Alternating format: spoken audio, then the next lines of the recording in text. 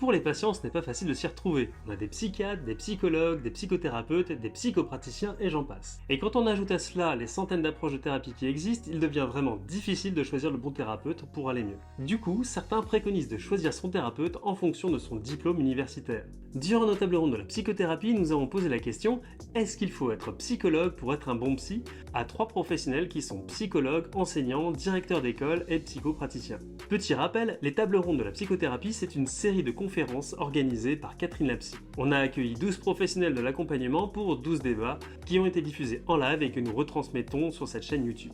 Et pour être sûr de ne pas rater les prochaines vidéos, vous pouvez vous abonner, et ça nous fera déjà très plaisir, mais surtout vous pouvez vous abonner à la lettre psy. C'est un email envoyé toutes les 2 semaines dans lequel vous retrouverez tous les contenus qu'on a produits, que ce soit sur YouTube, en podcast ou sur Instagram, avec aussi 3 articles exclusifs écrits par Catherine et moi. S'inscrire ne prend que quelques secondes sur notre site internet catherinelapsy.com et je vous laisse un lien en description. Et maintenant, place au débat. La question de est-ce qu'il faut avoir le diplôme de psychologue pour être un bon praticien ou une bonne praticienne pour faire de la psychothérapie. Pour ça, donc, on a 3 invités, Vincent, Julien et Lionel, que je vous présente brièvement. Donc Vincent, toi tu es psychopraticien pour l'instant, même si tu es quand même en master à la fac aussi. Tu es psychopraticien en analyse transactionnelle, tu es directeur de l'analyse transactionnelle à Lyon et tu fais de la psychothérapie, on travaille en collaboration ensemble tous les deux. C'est ça. Julien, toi tu es psychologue clinicien aussi, mais aussi psychopraticien, si je comprends bien. Tu vas nous en dire... Psychothérapeute. Psychothérapeute, puisque tu as une formation en systémique. Tu vois, maintenant je dis systémique depuis Bravo. Je dis plus systémie, mais c'était Lionel qui me faisait dire systémie. Maintenant je sais que je peux dire systémique grâce aux vidéos qu'on a fait ensemble. Donc toi tu as aussi une formation annexe à la fac, donc tu es effectivement psychothérapeute. Enfin, tu vas pouvoir aussi nous donner ton avis là-dessus. Vous le connaissez peut-être déjà Julien, parce qu'il a une chaîne YouTube sur laquelle justement il parle beaucoup de ses formations systémiques et des congrès qu'il fait, les formations qu'il donne.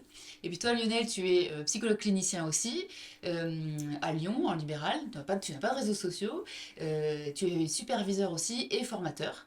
Voilà. Et donc on va pouvoir échanger à ce sujet. Alors, la première chose que je voudrais vous demander, c'est pour vous deux qui êtes déjà psychologue et toi qui est quand même dans le cursus, est-ce que vous pensez, déjà la première chose, que le diplôme de psychologue nous forme à la psychothérapie et nous permet d'être de bons psychothérapeutes ou pas, puisque aujourd'hui, depuis 2012, en fait, quand on a un certain nombre d'heures de stage, donc dès qu'on est psychologue clinicien ou clinicienne, on a ce nombre d'heures de stage, et bien, on a forcément le titre de psychothérapeute. Maintenant, c'était différent avant, mais maintenant, on a forcément le titre de psychothérapeute. Donc, est-ce que vous considérez que ces études-là nous forment à la psychothérapie ? Peut-être tu veux commencer, parce que je pense qu'en termes de légitimité, toi qui enseignes à la fac, ça pourrait être intéressant pour les gens. Moi, je pourrais parler de mon expérience à l'université, mais qui commence à remonter à un peu plus d'une dizaine d'années maintenant. Mais je sais que les choses sont en train d'évoluer. Toi, Lionel, comme tu travailles un peu à la fac, peut-être tu veux commencer. Ok.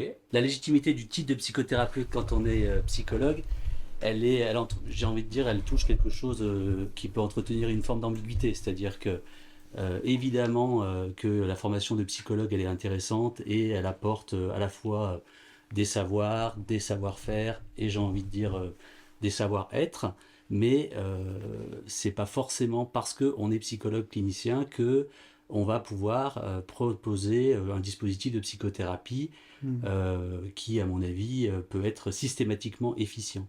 C'est-à-dire que c'est comme ça qu'aujourd'hui la législation du coup est organisée.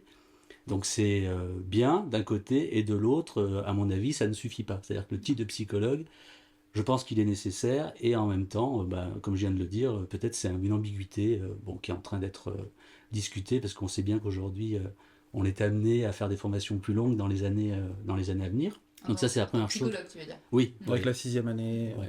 Voilà. Et éventuellement même on parle d'un doctorat professionnalisant. Voilà. Donc ça c'est peut-être une première chose qu'on pourrait pointer. Mais de fait, quand on est psychologue, effectivement, on est psychothérapeute. Voilà. Alors est-ce que ça veut dire qu'on est forcément un bon psychothérapeute ? Ça c'est encore autre chose. Parce que je pense que pour proposer un dispositif de psychothérapie, il y a quand même des choses complémentaires à mettre en place. Et notamment, peut-être se former de manière continue. Voilà. Parce que moi, entre la formation initiale que j'ai pu avoir et les demandes auxquelles aujourd'hui on est confronté, j'ai envie de dire, c'est même pas un fossé, c'est abyssal peut-être dans les réalités cliniques qui sont les nôtres aujourd'hui. Ça, c'est une première chose.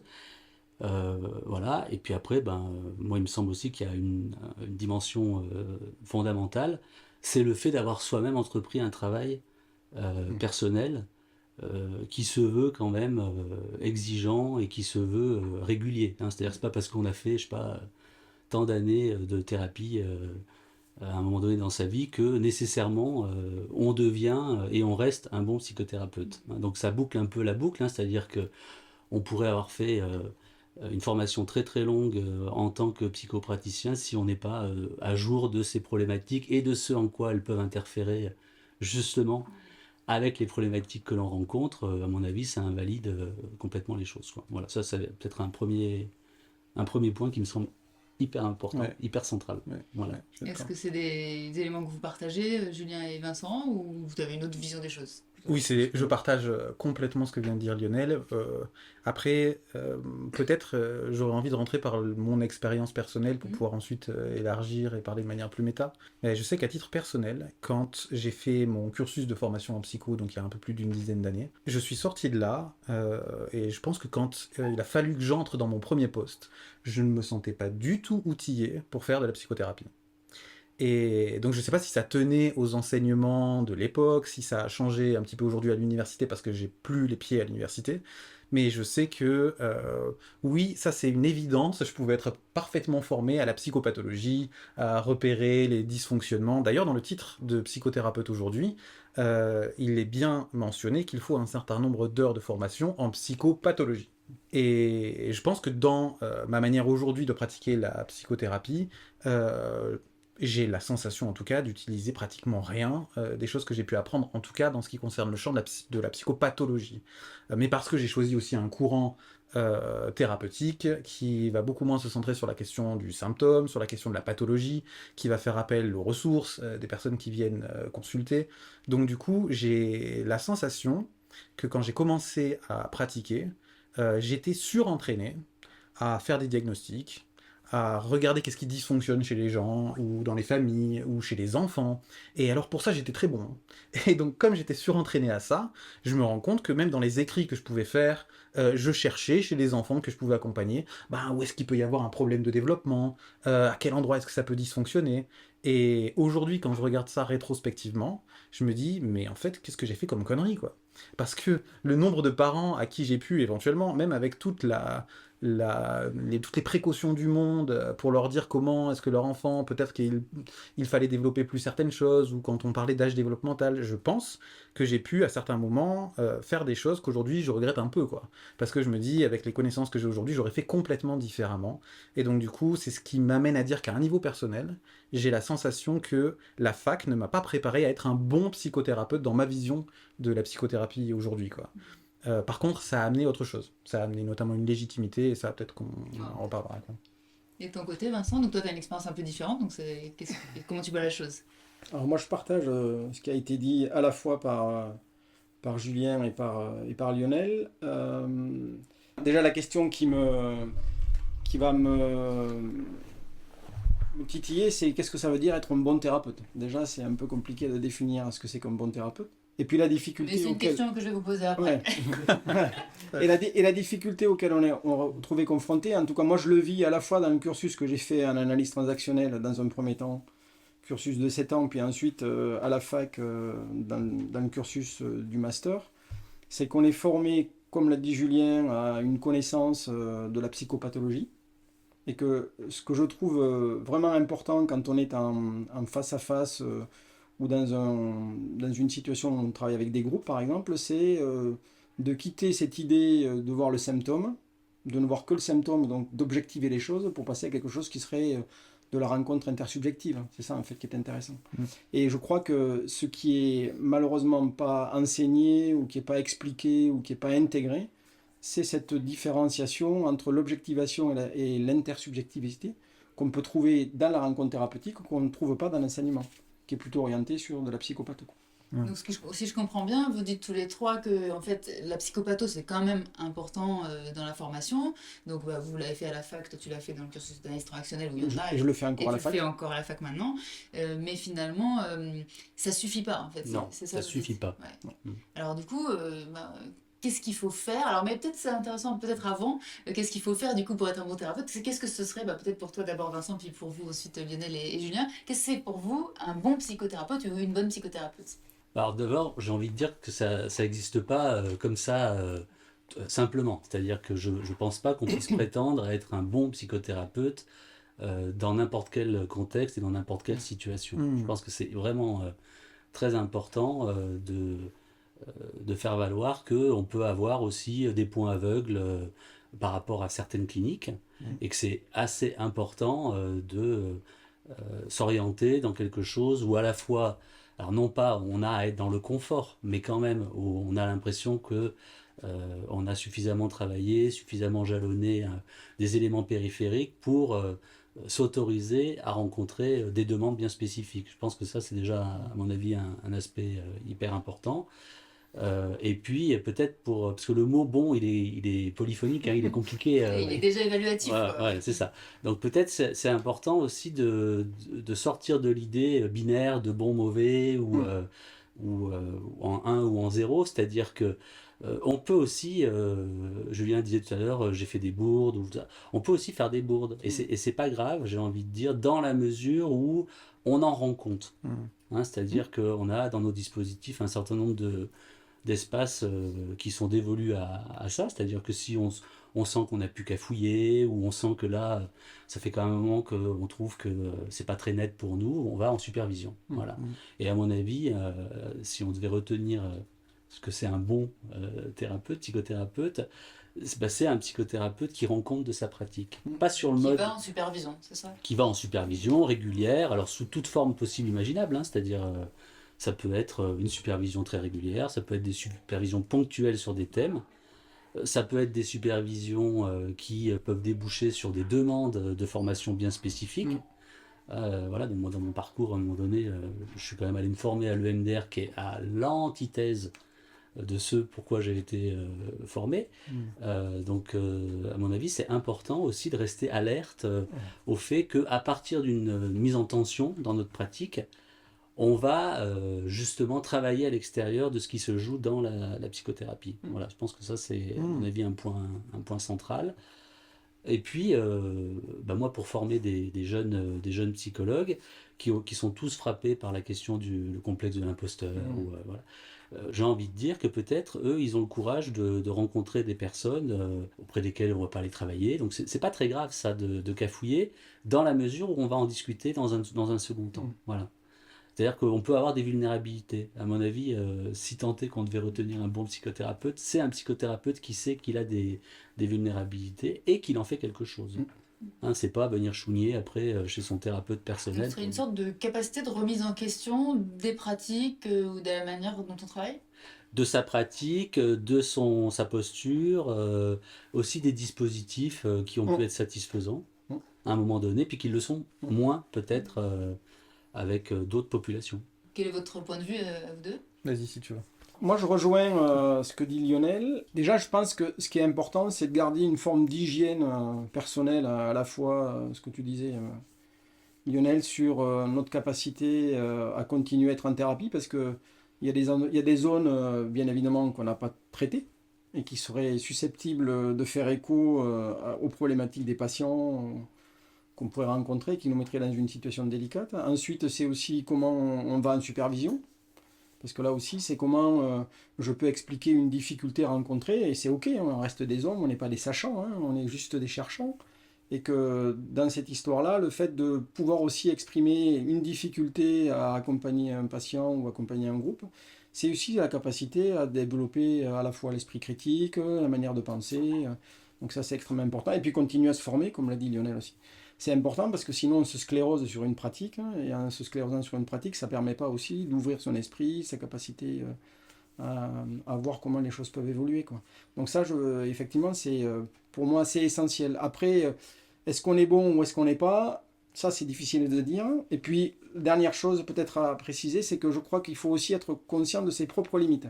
C'est-à-dire que lorsque les patients viennent nous voir et nous expliquer quelles sont leurs difficultés, parfois, et je pense qu'il est sain, et plutôt sain de dire je ne sais pas traiter, et j'envoie quelqu'un qui est plus compétent, et de ne pas vouloir dire absolument je vais voir un petit peu ce qui va se passer, Je pense que ça, c'est aussi important d'avoir ça en tête. Donc du coup, la formation en psychopatho, la remise en question, la supervision, les limites personnelles. Pour répondre à la question, moi j'ai besoin de contextualiser à partir de quel angle j'y réponds. C'est-à-dire que pour moi, quand la question se pose qu'est-ce qu'un bon psychothérapeute, je ne me pose pas la question dans une logique intersubjective. C'est-à-dire que j'ai pas la prétention de dire moi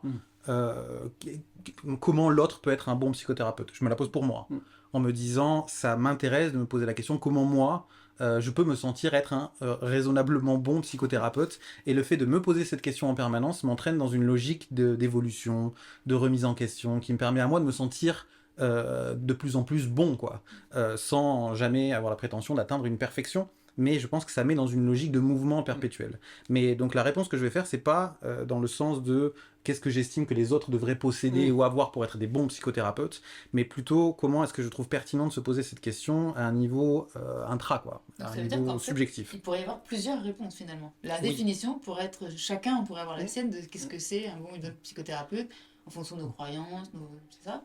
Oui, c'est ça. Et à partir de là, si ça vous intéresse et si on a un peu le temps, j'ai un canevas un peu théorique qui m'a beaucoup servi à moi pour me poser cette question-là, que je peux expliquer assez brièvement, quoi. J'ai beaucoup aimé la conceptualisation de Yara Domitnofal et de Reynaldo Peron dans leur bouquin qu'ils ont écrit qui s'appelle Provoquer le changement, dans lequel ils parlent des 4 piliers de l'intervenant, des 4 piliers fondamentaux d'un intervenant, qu'il soit thérapeute, qu'il soit coach, etc. Et dans cette idée qu'en incarnant ces 4 piliers, il y a le plus de chances qu'on les transmette au système client. On appelle système client les personnes qui viennent consulter, des individus, des couples, des familles, etc., des organisations. Et ces 4 piliers fondamentaux dont il parle, le premier c'est l'autorité, et je vais le définir rapidement. Le deuxième, la légitimité. Le troisième, la responsabilité. Et le quatrième, le pouvoir. L'autorité, si on accepte cette proposition, c'est la crédibilité que l'on s'accorde à soi-même, dans le sens où elle n'est pas la légitimité qui, elle, est accordée de l'extérieur. L'autorité, on ne peut pas la donner à quelqu'un. C'est un sentiment autogénéré, et il est généré par 2 sources principales que sont la connaissance et l'expérience. Et si on a l'un sans l'autre, c'est toujours un peu bancal. On peut avoir énormément d'expérience dans le champ, par exemple, de la psychothérapie, mais ne pas avoir le socle théorique de référence, ne pas avoir les connaissances qui font que, dans notre autorité de thérapeute ou d'intervenant, ça peut être un petit peu bancal. Et l'inverse, c'est vrai tout autant. Mais ce qui est très important là, c'est que c'est un sentiment autogénéré. C'est un truc qui se construit, et comme le disait Lionel, c'est à l'épreuve du contexte, et c'est à l'épreuve du temps. Ce qui peut faire autorité dans un domaine peut ne plus du tout faire autorité dans un autre. Ça, on peut le voir en tant que thérapeute, mais dans la vie de manière générale, quoi. Je peux être très compétent dans l'éducation d'un enfant de 10 ans, et puis quelques années plus tard, quand il devient ado, ne plus du tout me sentir en position d'autorité, parce que du coup je ne comprends plus ce qui se passe, ou je me sens pas suffisamment équipé. Et c'est à la preuve du contexte, parce que ce qui fait autorité dans je vous dis n'importe quoi, dans la pédopsychiatrie, les connaissances que je peux avoir et mon sentiment d'efficacité et d'autorité dans ce domaine peut ne plus du tout être le cas si jamais je vais travailler dans le médico-social, avec des enfants autistes, ou avec des familles, quoi. Donc Ce pilier-là, vraiment, c'est sur ce que toi tu estimes de toi-même. exactement, la crédibilité que l'on s'accorde à soi-même, et qui est extrêmement importante parce qu'elle va être liée au pouvoir aussi qu'on va avoir. Dans le sens... rejoindre les symptômes d'imposteur dont tu parlais Exactement. chez les élèves que tu formes. Oui, exactement. Qui font très bien de se poser cette question. Oui. Voilà. Oui. C'est ça qu'il va falloir, à mon avis, transmettre. Hein. C'est-à-dire que c'est peut-être nécessaire, mais on doit aussi leur reconnaître l'importance de s'autoriser à se poser cette question, plutôt que de considérer que parce qu'on a été formé il y a je sais pas combien de temps, ça suffit aujourd'hui à pouvoir recevoir une demande. Pour continuer, donc ça c'est l'autorité. L'autorité, bien sûr, elle va être en lien avec le pouvoir, dans le sens, la capacité de produire un effet. C'est-à-dire que si notre intervention ne produit aucun effet, ça veut dire qu'on n'a aucun pouvoir. Pourquoi les gens viennent nous voir? En général, quand les gens viennent consulter un thérapeute, c'est qu'ils souhaitent un changement. Donc il est la question de se dire, si je vais avoir un impact, comment est-ce que je souhaite avoir cet impact? Ça s'inscrit dans une logique systémique de seconde cybernétique, dans laquelle on considère que le thérapeute fait partie intégrante du système thérapeutique, que par conséquent il ne peut pas être neutre, et qu'il faut pouvoir se poser la question de quel impact on a. la question de la légitimité, on va en parler, ça va faire la passerelle peut-être. C'est là, à l'inverse de l'autorité, c'est la crédibilité qui est accordée par l'extérieur. Par la loi, par le cadre, par l'institution, par le diplôme, par toutes ces choses-là. Et la légitimité, c'est quelque chose qui ne peut pas être autogénéré. On ne peut pas s'auto-légitimer. Et ça, c'est bien le problème parfois, et c'est là où je pense que le titre de psychologue peut être très important pour un psychothérapeute, parce qu'il amène une certaine forme de légitimité qui va ensuite énormément servir, en tout cas dans mon expérience, dans le travail avec les clients ou les patients, suivant comment on les appelle. Quand tu dis va servir, de quelle manière? Parce que les personnes qui viennent, parce qu'elles donnent une légitimité au titre en fait, elles vont de fait donner plus de poids à la parole, ou elles vont avoir une attente qui est un peu particulière. C'est pas le cas de tout le monde, hein. Mais il y a des personnes pour lesquelles c'est vrai que quand la personne se présente comme étant psychiatre, psychologue, ça va pas avoir le même impact que quelqu'un qui se présente comme psychopraticien. Pour d'autres personnes, ça ne change absolument rien parce qu'ils n'ont pas parfois de conception de quelle est la différence entre ces différents corps de métier. Mais pour certaines personnes, ça en a. Ça peut être intéressant que tu nous partages peut-être ton expérience, puisque toi tu n'as pas encore le titre de psychologue, même si dans quelques années ça sera le cas, mais est-ce que tu le ressens ça, qu'il y a des personnes pour qui ça change quelque chose? Oui, alors la légitimité dont parle Julien, c'est qu'effectivement il y a quelque chose qui vient nous chercher là-dedans. C'est-à-dire qu'assez souvent les gens nous disent je cherche un psychologue. Alors la loi nous oblige à signifier qu'on n'est pas psychologue quand on n'est pas psychologue, bien évidemment. Et les gens nous posent la question, ah bon? Et c'est souvent, cette légitimité, elle est plutôt orientée autour, je crois, de la prise en charge de certains remboursements de certaines séances, des mutuelles qui demandent maintenant un numéro ADELIC, qui ne peut pas être donné quand on est psychopraticien, bien évidemment. Et, je crois qu'après, je pense qu'il y a une part aussi de légitimité et d'autorité l'autorité qu'on peut s'auto-donner aussi. Du fait d'avoir le titre de psychologue, il y a une forme aussi de renforcement de sa sécurité intérieure en disant je suis psychologue, donc personne ne va pouvoir venir me dire que je ne suis pas légitime à faire quelque chose, à pratiquer. Je pense que c'est important. Puis moi, je le penserais à un deuxième niveau, c'est que j'ai un peu l'impression que les choses vont un peu s'accélérer, ou en tout cas vont un peu se serrer dans la pratique de la psychothérapie. Et moi, je pense en tant que responsable d'une école de formation de psy, c'est là aussi, c'est quelle légitimité ça va nous donner dans le futur. Savoir si on ne va pas à un moment donné être interdit. Enfin, il y a tout un tas de choses en tout cas qui m'amènent à penser comment je dois voir le virage de cette légitimité-là. Alors du coup, tu nous disais qu'il y avait 2 autres piliers encore. Il en reste un parce que j'ai dit autorité, légitimité, pouvoir. Bon. Pour reprendre avec cette conceptualisation ce que tu viens de dire, c'est évidemment, si quelqu'un t'attaque sur ta légitimité, ça a des impacts sur ton autorité, donc ça a des impacts sur ton pouvoir. Parce que si toi, tu n'as pas une posture d'autorité quand même, mais d'autorité dans le sens de la crédibilité que tu t'accordes dans les séances ou dans les entretiens, ça va avoir des impacts sur le pouvoir que tu vas avoir dans les séances. Parce qu'on sait que les personnes, quand elles viennent consulter un thérapeute, en tout cas dans mon expérience c'est comme ça, elles sont quand même rassurées par une posture qui est un peu ancrée, qui donne un sentiment de compétence. Et ça, c'est grandement lié à la crédibilité que le thérapeute s'accorde à soi-même. Parce que si nous-mêmes, et je le vois quand j'ai commencé, quand je disais tout à l'heure qu'en commençant, je me disais, oulala, mais est-ce que vraiment ce que je fais, ça va être pertinent? J'avais une certaine forme de fébrilité, qui fait que, de manière inévitable, les personnes le sentent et le ressentent. Et si l'intervenant, le thérapeute, la personne qu'on a en face de nous a une certaine fébrilité, ça n'incite pas vraiment à la confiance, ou en tout cas, on va accorder un petit peu moins de crédit à ce qu'il ou elle va pouvoir dire. Et le 4e pilier, du coup, dont j'ai pas parlé, c'est la responsabilité.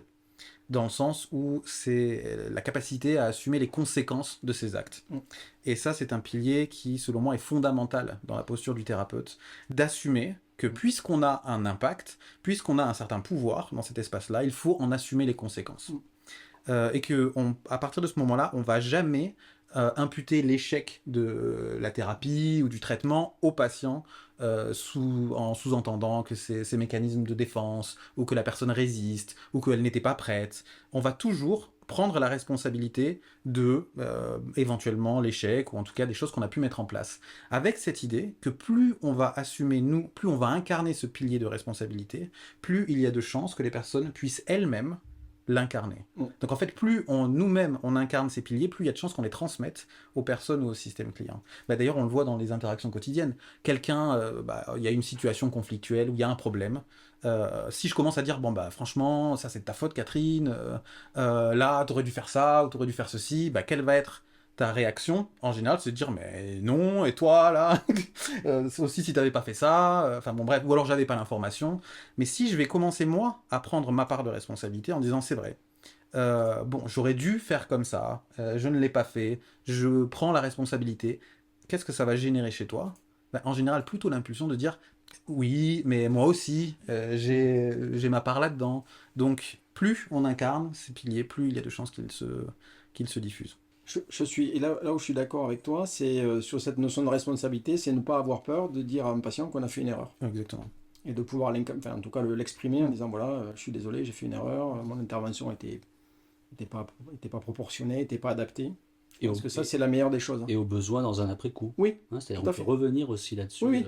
Je pense que les patients sont très sensibles aussi au fait qu'on continue à réfléchir à la situation.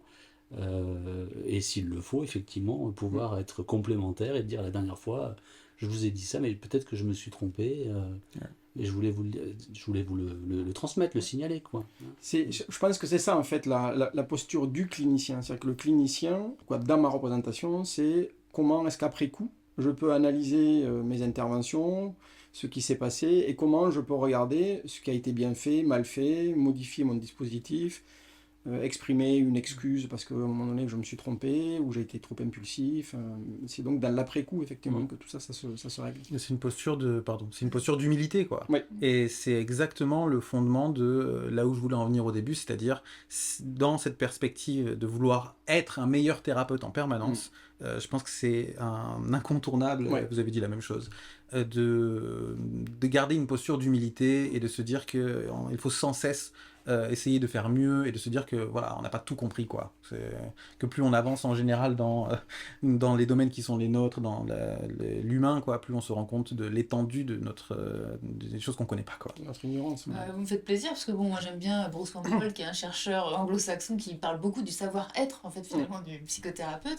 Donc là, à part tout à l'heure où vous disiez peut-être quand même des connaissances en psychopatho, il y a quand même cette dimension qui pour vous alors je mets entre guillemets effectivement un bon ou une bonne psychothérapeute, ce serait quelqu'un qui a un savoir-être important. Alors est-ce que vous diriez selon vous quelqu'un qui voudrait se destiner à ce métier, alors je fais exprès de dire psychothérapeute et pas forcément psychologue parce que voilà, ça peut être psychopraticien avec une dimension de faire de la psychothérapie, quelqu'un qui voudrait accompagner des personnes en psychothérapie.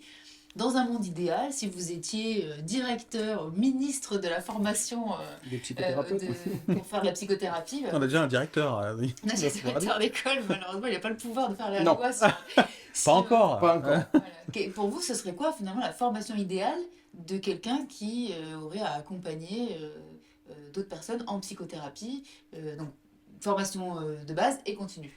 Donc je crois que pour être un bon psychothérapeute, si je devais être directeur ou en tout cas président de quelque chose, je pense qu'il est important d'avoir des connaissances que les psychologues ont, c'est-à-dire sur la psychopathologie, sur la capacité à comprendre les émotions, d'où viennent les émotions, la connaissance sur aussi les médicaments, parce qu'on a beaucoup de psychopraticiens qui n'ont pas de connaissances sur les médicaments par exemple et qui se retrouvent dans une utilisation un peu complexe, à savoir si c'est un antidépresseur, si c'est un anxiolytique, plus à côté une méthodologie de l'accompagnement, alors qu'elle soit en fonction de son orientation ou de son goût. Ce qui va nous amener notre sentiment d'autorité, c'est ça.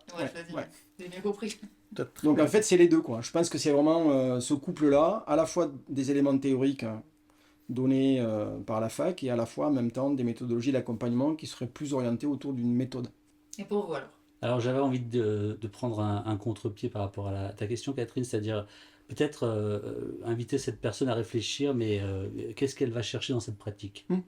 C'est-à-dire, d'accord, il y aura peut-être un titre, d'accord, il y aura des formations complémentaires, mais finalement, d'où est-ce que ça vient, ce désir-là ?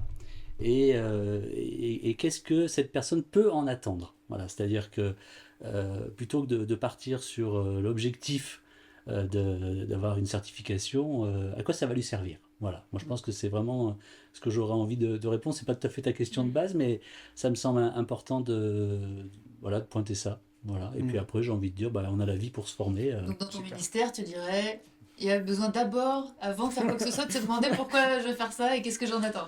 C'est ça. Et après, on choisit le chapeau et Gryffondor.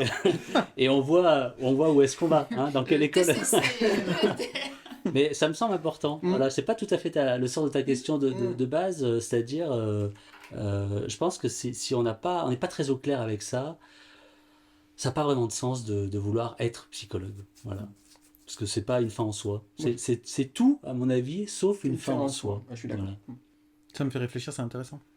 Et... oui, parce que moi je me pose la question telle que tu l'as posée, hein. C'est si jamais on avait le pouvoir là de venir réformer la formation des psychologues ou des psychothérapeutes. Et j'y avais pas pensé, mais je pense que ce que tu dis, Lionel, c'est fondamental.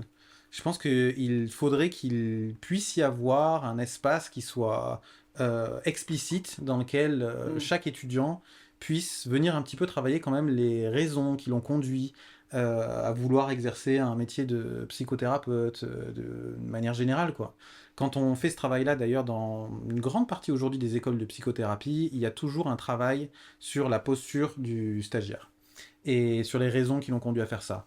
Si je parle que de mon expérience, quand je me suis formé à l'approche systémique et à la thérapie familiale, il y avait tout un travail sur nos propres familles d'origine, à travers le travail notamment avec l'outil du génogramme, et ça c'était vraiment très pertinent. Il y avait pour moi un avant et un après. Parce qu'une fois que j'avais fait tout ce travail-là, j'ai pu me dire en fait toute l'histoire que j'avais pu me raconter à moi-même vis-à-vis de pourquoi est-ce que j'avais choisi d'être thérapeute. Quand je l'ai relu à la lumière de mon histoire familiale et de ma place, j'ai pu me dire, ah oui, en fait, j'avais des sacrées zones d'ombre. Et c'est très important, je pense, de pouvoir avoir cet éclairage sur nous-mêmes qui nous permet ensuite de pouvoir travailler un peu la question des résonances, voilà, d'avoir un peu de connaissance sur soi-même qui vient après, quand on fait la supervision, etc. Mais pas tellement dans les démarrages, en tout cas, de la formation de psychologue, de psychothérapeute, quoi.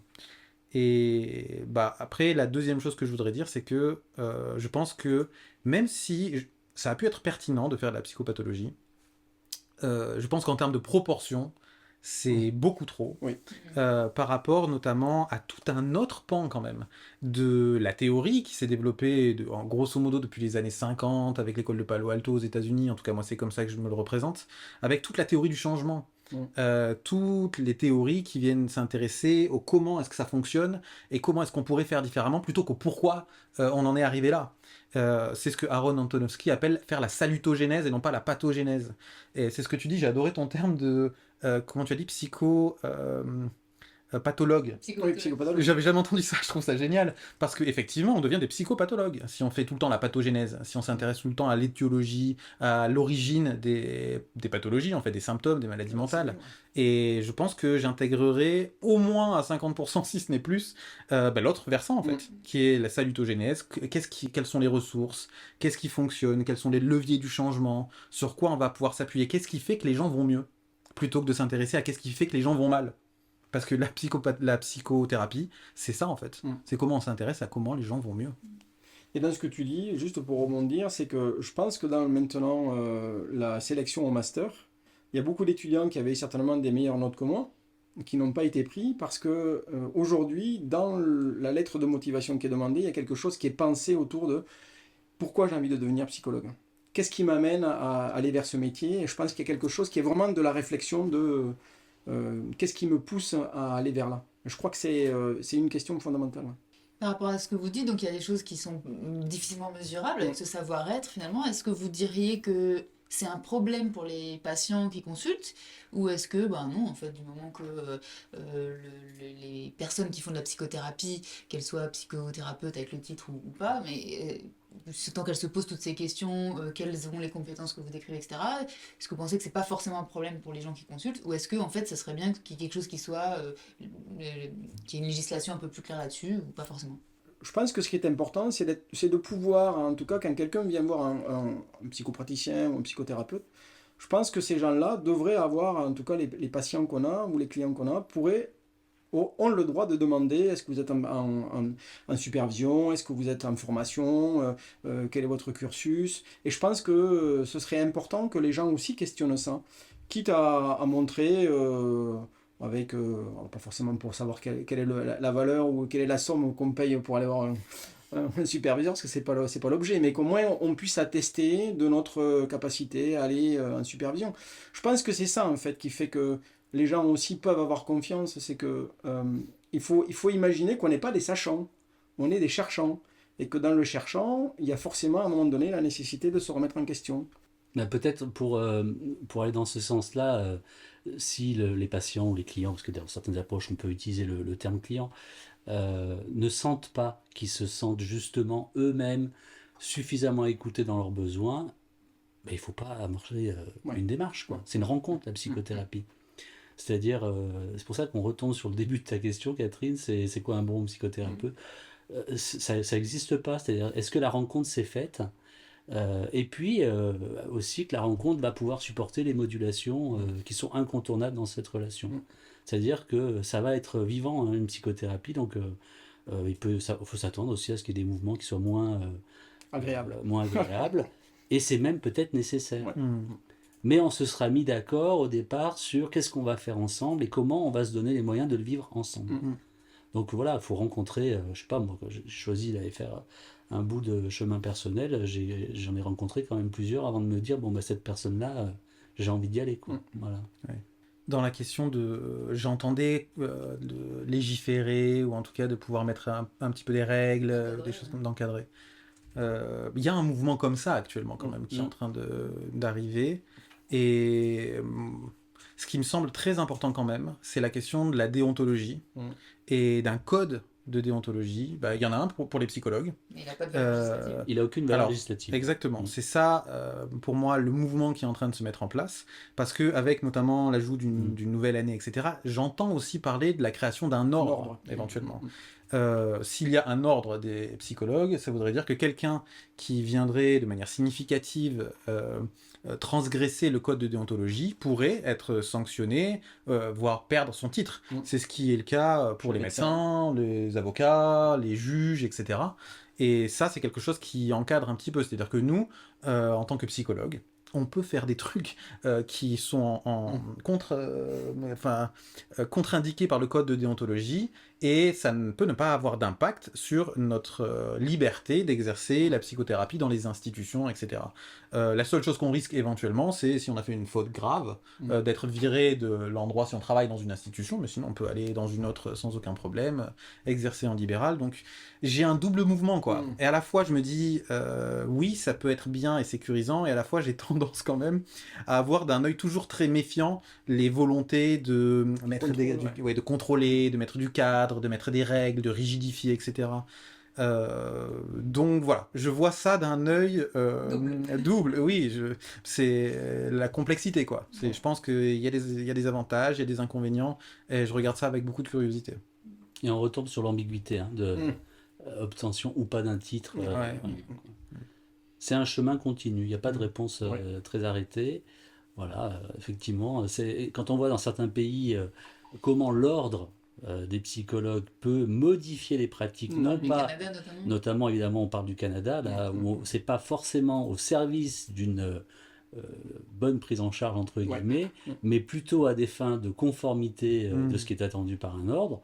Ça évacue la clinique. C'est clair. Voilà. Ça peut évacuer la clinique. Voilà. Et surtout quand on rentre dans des logiques de guerre entre les différentes approches ou courants psychothérapeutiques. Aujourd'hui, on voit des trucs comme ça, où il y a des partisans d'une manière de penser qui vont s'attaquer aux autres, et parfois dans des arcanes un peu politiques, où on peut voir qu'il peut y avoir des interdictions à certains praticiens d'exercer. Il y avait eu par exemple en ce qui concerne l'autisme, des recommandations de l'ANESM qui disaient n'utilisez plus l'approche psychanalytique en ce qui concerne l'autisme. Et je pense que bon, il y a eu des dérives, il y a eu des choses qui ont pu éventuellement choquer l'opinion publique, et probablement il y a eu des dégâts qui ont été faits sur les familles des enfants autistes, mais le fait d'arriver de manière comme ça extrêmement autoritaire, ou mettre tout le monde dans le même panier, quoi, de cette manière-là, je trouve ça un peu problématique, quoi, parce que ça va limiter un petit peu le champ de pensée, et je trouve que c'est toujours intéressant de se dire, pour avoir une approche de la complexité, il faut accueillir le fait que d'autres pensent différemment, ou une pratique différente de la psychothérapie, et qu'ils sont légitimes à le faire, quoi. Il n'y a pas de nécessité que l'autre ait tort pour que j'ai raison. C'est ça. Merci beaucoup pour toutes ces explications. Je propose qu'on prenne les questions de l'audience. Donc c'est Fabien qui crie. Les questions. Est-ce qu'il y aurait des formations en psychopathologie sérieuses et accessibles aux non-psychologues? This is the question.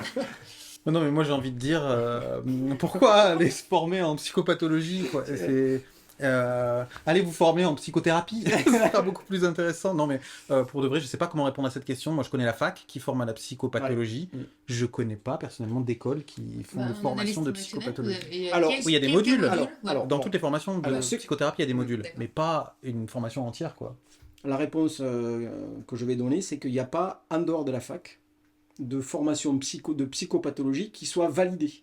On peut en trouver ailleurs, mais qui soit validée dans le sens, c'est validé par la fac, quoi. À Lyon 1, il y a un DU de psychothérapie qui se fait sur 2 ans et qui est accessible aux non-psychologues. Mais Il y a des prérequis quand même. il y a des prérequis Oui. pour y rentrer, et ça n'est pas parce qu'ils ont validé le DU que systématiquement C'est ils vont ça. pouvoir prétendre à être C'est psychothérapeutes. ça. Ça va dépendre du nombre d'heures de stage qu'ils vont faire, etc. Mais c'est accessible aux non-psychologues. Et ils peuvent avoir éventuellement dans certaines conditions après quand même le titre de psychothérapeute même s'ils sont pas psychologues. Même s'ils ne sont pas psychologues. D'accord, bah, c'est Mais intéressant je pense à savoir pour c'est hyper important de noter que c'est pas parce qu'ils sont inscrits à ce DU qu'ils vont nécessairement en sortir avec le titre de psychothérapeute. Et du coup, est-ce qu'il y a des livres justement qui permettent d'apprendre toute la psychopatho? Oh oui, alors là, il y en a. Roussillon. Donc ça, Roussillon, ça va être la psychopatho psychanalytique. C'est pas ouais. forcément la psychopatho par exemple DSM ou SIM. Ça va être une partie de Ça la va être psychanalyse. Une partie Voilà, de la une partie de la psychanalyse. psychanalyse. Ouais, sauf que c'est pas. Ouais, moi je pense qu'il y a un bon bouquin, c'est le bouquin effectivement. Pour moi c'est un bouquin de référence, c'est le bouquin de Roussillon sur. J'ai plus le titre en tête. Manuel de psychopathologie Manuel de clinique psychopathologie, psychanalytique. c'est ça, psychologie psychanalytique, voilà. Le Mais DSM et la peut-être CIM. dire à cette personne qu'on peut lire tous les bouquins Oui. du monde Ouais. qu'on veut, ça dépend de ce qu'on va en garder et comment ça va s'intégrer à sa réflexion. Je pense vraiment pas que ça se trouve dans les bouquins. Justement, elle liait ça avec un témoignage. Elle dit qu'elle est diplômée depuis 1 an maintenant et qu'elle a l'impression d'avoir complètement oublié ce pan de la psycho qui est tout de même central. Et elle dit « Je ne me sens pas capable d'aiguiller des diagnostics. Est-ce normal et courant chez d'autres psychologues ?» Peut-être Lionel, le force de voir des étudiants, peut-être tu... Mais ils se posent tous cette question. Hein. et heureusement qu'elle se pose cette question. Ouais. Hein. Il faut féliciter cette personne de s'autoriser déjà à identifier ce conflit interne. Hein. C'est-à-dire que déjà, elle est en train de montrer qu'elle bosse, quoi. C'est-à-dire que heureusement qu'elle se pose la question d'un diagnostic. Je crois qu'il y a un autre atelier qui est prévu dans le week-end là, sur l'importance des diagnostics. Bon, moi j'ai envie de dire, j'en fais plus beaucoup des diagnostics aujourd'hui. Hein. Moi, il me semble que, encore une fois, ce qui m'intéresse, c'est la rencontre avec la personne. Il faut qu'elle aille en supervision. Il faut qu'elle aille en supervision pour en discuter, voir comment cette question elle a émergé peut-être par rapport à une pratique bien spécifique.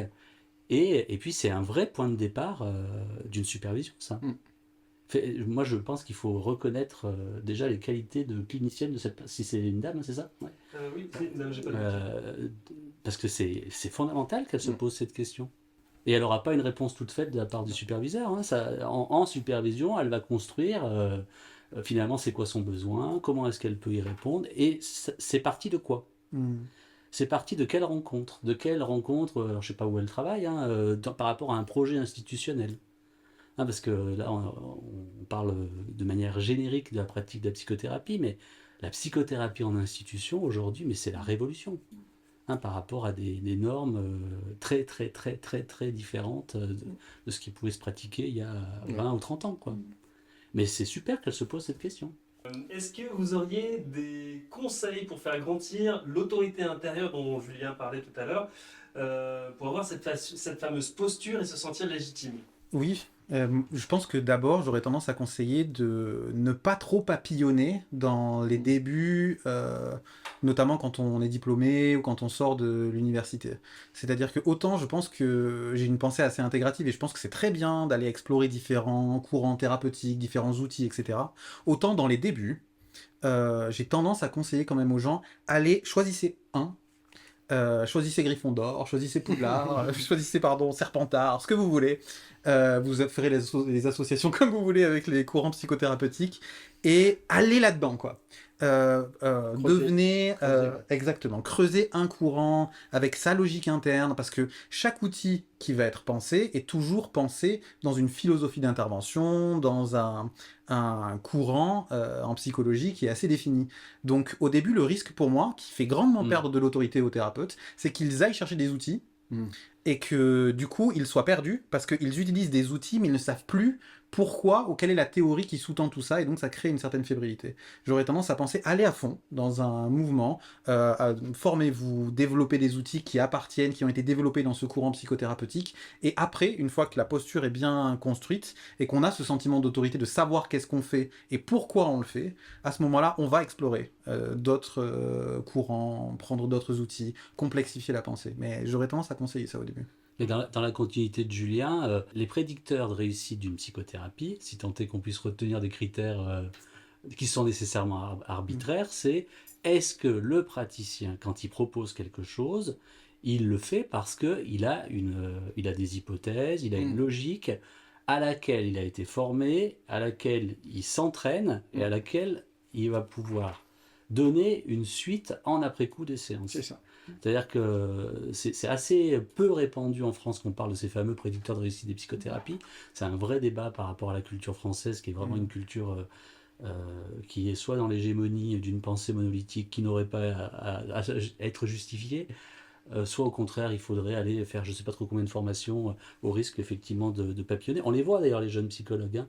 Ils ne sont pas sortis de la fac, qui vous disent moi je suis déjà inscrit dans 3DU. Ouais.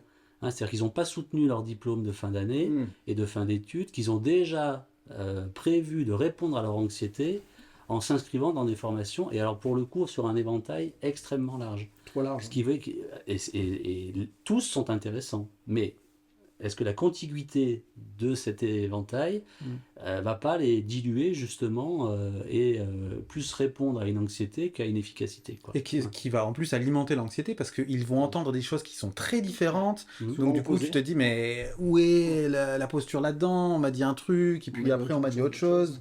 Et ça, je pense que cette complexité, elle peut venir après. C'est chaque chose en son temps, quoi. Je crois que ce qui va augmenter aussi l'autorité, enfin en tout cas cette autorité, c'est de ne pas avoir peur d'aller en supervision et de montrer sa difficulté, sa faiblesse. Ça me fait penser que quand on est face au patient, on peut toujours imaginer que le patient ne peut pas juger parce qu'il n'a pas la capacité à juger de notre compétence interne en termes de contenu, de connaissances. Alors que quand on va se confronter à d'autres professionnels, on pourrait là se retrouver dans une situation où on pourrait se faire juger.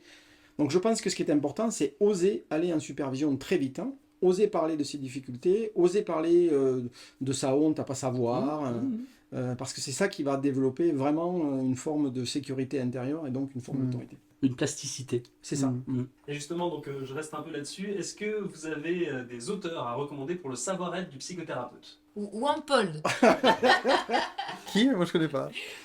Bruce Wampole qui a écrit plein de choses, enfin, notamment il y a un bouquin en anglais, bon, j'avais dit que je parlais pas trop, c'est pas moi qui fais... Mais tu fais bien intervenir. Il y a un bouquin qui s'appelle The Great Psychotherapy Debate, donc le grand débat de la psychothérapie. Il y a des extraits avec sous-titres sur YouTube qu'on peut voir, où il parle beaucoup là, de tout ce que vous décrivez, qui est le savoir-être et qui est en dehors un petit peu des compétences techniques qu'il devrait avoir. Et puis notamment il y a un livre, alors j'ai pas lu le bouquin encore de Yara et son prénom Et Reynaldo Pirol.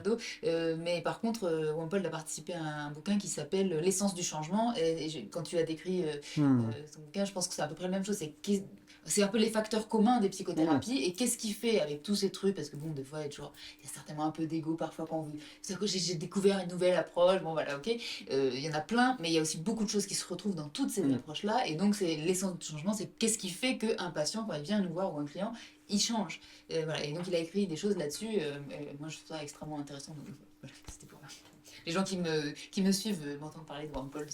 J'espère qu'à force, ils vont dire non, je vais les lire quand même. Mais moi j'ai envie de dire, c'est pas forcément des bouquins de psycho qui vont être inspirants. Hein, il y a ça aussi. Hein. Il y a l'idée de ne pas se surspécialiser sur une littérature, mais justement la question de la littérature, elle est très très large, elle excède bien sûr la psychothérapie et ça peut être très inspirant. Ou les films, hein, t'en Ouais. sais quelque chose? Oui. Ah ouais, mais ça après, si on branche là-dessus, Vous avez encore 2 heures? il faut faire, Donc, il faut Lionel, faire un atelier. Lionel donc, a co-dirigé 5 ou 6 ouvrages donc, d'une collection qui s'appelle La psychologie psychothérapie. fait son cinéma. La psychologie fait son cinéma, qui sont spécialisés par approche d'ailleurs, dans lesquels vous avez des personnes qui ont pris un livre et ils ont un film pardon, et ils ont illustré la psychologie en fonction de ce film. Voilà. Leur concept chouchou, à l'intention de de leur pratique, tous, hein, c'est-à-dire c'est pas pour prôner justement la suprématie d'une approche, mais c'est pour montrer comment un concept attrapé par un angle justement peut contribuer à un éclairage sur la psychologie et qui quand même n'appartient à personne. Voilà. Donc oui, plein de films. Moi, je voudrais citer Irving Yalom, Ah, oui. qui est quelqu'un qui m'a beaucoup influencé dans la posture du thérapeute, et Viktor Frankl également. Alors, bah, existentialiste. ouais. Selon vous, est-ce que les psychologues qui sont superviseurs acceptent de superviser des thérapeutes non psychologues? Là, j'ai rien compris. Est-ce qu'il y a des C'est psychologues clair. qui sont superviseurs Ouais. qui acceptent de superviser des thérapeutes qui ne sont pas psychologues? Bien sûr. Est-ce que c'est une secte? C'est ça la question de Fabien, rapportée par Fabien. Oui, bien sûr. Moi d'ailleurs, il y a plein de gens que je peux avoir en supervision qui sont pas psychologues, qui sont psychothérapeutes, psychopraticiens. Donc en ce qui me concerne, je dirais oui. Hein. Moi, j'en connais un ici, j'en connais 2 d'ailleurs, parce que maintenant tu le sais, mais Lionel, j'ai fait 2 supervisions avec lui et je suis pas psychologue. Et il est psychologue. Et on peut superviser des personnes qui ne sont pas dans la pratique de la psychothérapie. tout à fait. Des Les coachs. travailleurs sociaux, les pédagogues. Le coach. Ouais. Alors moi je le fais pas, mais pourquoi pas et j'ai envie de dire, on retombe sur la question de départ. Moi je connais des éducateurs dans ce cadre-là qui font un travail qui légalement n'est pas assimilé à de la psychothérapie, mais qui sont sans doute des Tout à bien fait. meilleurs psychothérapeutes que certains psychologues.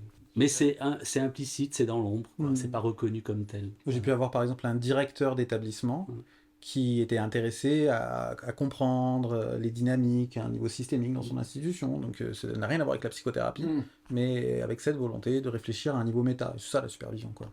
Existe-t-il un livre qui reprend tous les courants et tous les outils? Tous, je peux pas dire ça parce qu'il y en a, paraît-il, plus de 400. Donc dans mon bouquin, j'ai repris une vingtaine d'approches. J'ai illustré des Qui séances. s'appelle Bienvenue chez le psy. C'est pas moi qui ai choisi le titre, j'aurais pas choisi ça. Ça fait un peu Bienvenue chez les ch'tis, mais bon, c'est l'éditeur qui choisit les titres de livres. Et donc voilà, il y a une vingtaine de séances. Alors c'est romancé, moi je me suis pris pour Irving Yalom, alors en toute humilité parce que je n'ai pas son talent d'écriture, mais donc c'est très romancé, mais par contre ça illustre vraiment les techniques de psychothérapie, donc il y en a une vingtaine, mais effectivement il y a certainement d'autres bouquins. Alors, il existe un bouquin qui a été édité par la FF2P, puisque la FF2P regroupe un certain nombre de pratiques de la psychothérapie. Et je crois que le titre c'est La Bible de la psychothérapie, je crois, quelque chose comme ça. C'est un gros bouquin de la FF2P qui parle en fait des approches qui sont validées dans leur fédération. Après, je pense à un bouquin, mais là, c'est un peu plus spécifique à la thérapie familiale. C'est un bouquin de Moni El-Kaïm qui s'appelle Panorama des thérapies familiales. Mais là, on n'est pas sur le champ de la psychothérapie de manière générale, mais plutôt de la thérapie familiale. Et donc, du coup, là-dedans, il a pris tous les grands courants de la thérapie familiale pour en parler. Très intéressant comme bouquin. Mais il faut s'intéresser à la thérapie familiale. Systémique. Pas que systémique, parce que dedans, il y a la thérapie familiale psychanalytique. D'accord, ok. Il est allé chercher tous les courants. Ok. Ouais.